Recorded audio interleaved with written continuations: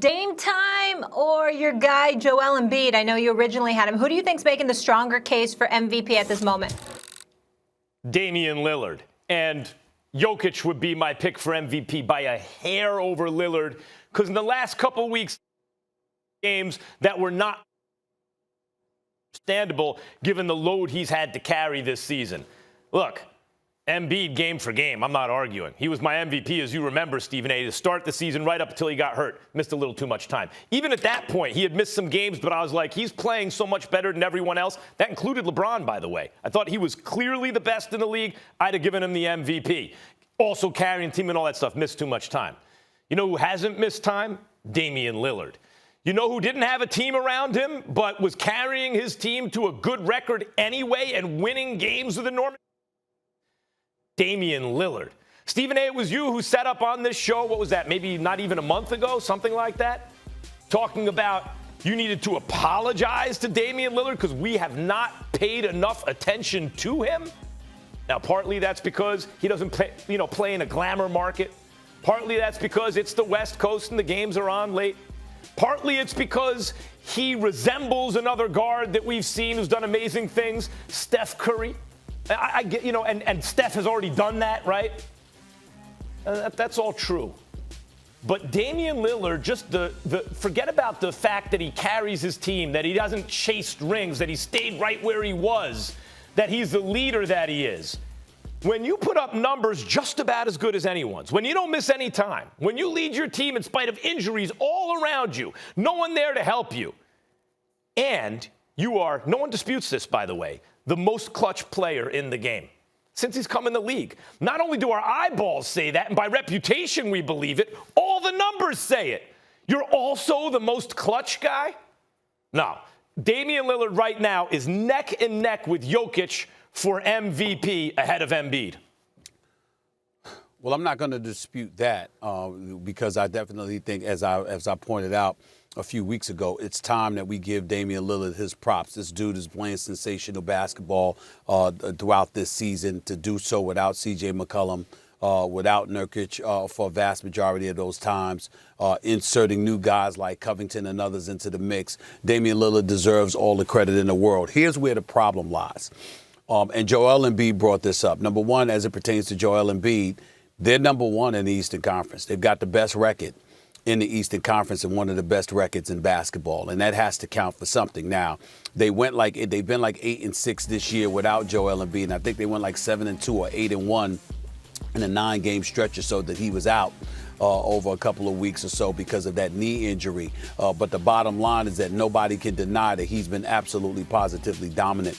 In the 5 games that he's played pretty much since his return, other than a 14-point game, he had 35, 36, 39, 38, if I remember correctly. He's been pretty much unstoppable and on both ends of the floor, and the Sixers are the number 1 seed. So that's an argument that you would make in favor of Embiid, even though he's played 15 less games.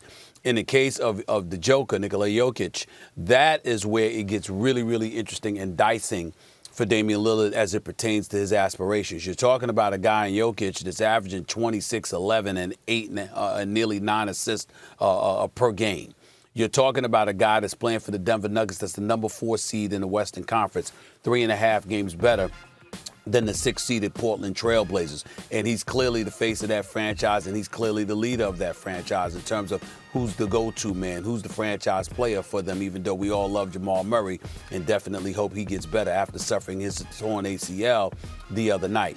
But you look at Jokic, and there is just no question what he brings to the table as well. So if you're Damian Lillard and you have to contend with Jokic out west, who's got a better record. He's 3.5 games better. He hasn't missed a single game. Pretty much just he's been just as available as you have been.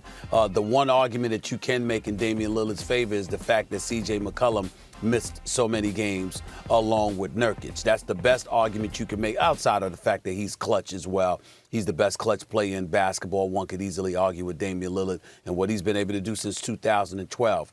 But on one hand, again, it's Embiid winning, number 1 seed in the Eastern Conference. And in the West, you've got an MVP candidate that has a better record and has been just as reliable as you have been in terms of games being played while he's doing that.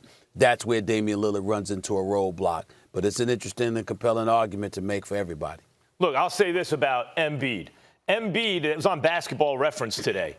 There are certain like offensive ratings, defensive ratings, and usage rate. Right now, if the season ended now, he would have a combination of those numbers that no one's ever had. The other guys on the list are like Michael Jordan appears on the list 3 times, and someone else amazing appears on the list. I'll tell you right now, and Kevin Durant appears on that list once. Pretty good company, right? And who knows if he ends the season like that. But game for game, Embiid has been the best player in basketball. His main competition comes from James Harden, because Harden's had an amazing impact this season. Both of them have missed too much. I'm going to take them all. Like, you can't miss 19 games and win the MVP when there are this many great players in the league. So I'm taking them off the list.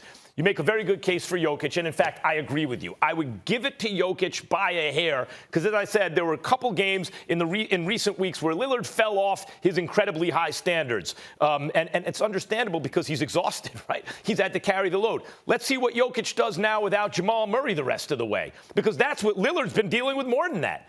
No, you mentioned it, no McCollum, no Nurkic. And anyway, his team isn't as good as Jokic's, and it's not just because you may think Jokic is better than Lillard. So Lillard's been having to carry this enormous load the entire time, and as a result of that, I think he deserves extra credit. I still have Jokic ahead of him by a hair. I think it's Jokic and Lillard. It's a 2-horse race as we come down the stretch. Thanks for watching ESPN on YouTube. For live streaming, sports, and premium content, subscribe to ESPN+.